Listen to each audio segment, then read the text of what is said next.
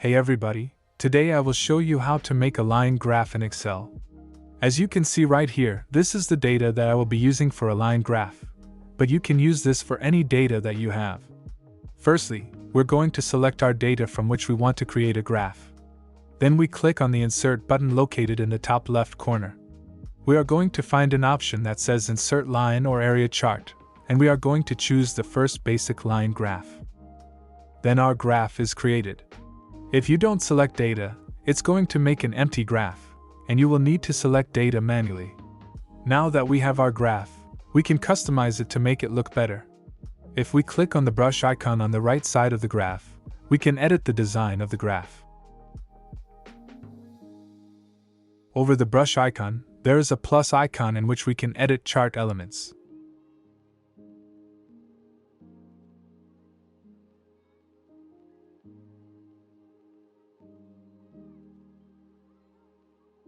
We can also change the color of our graph.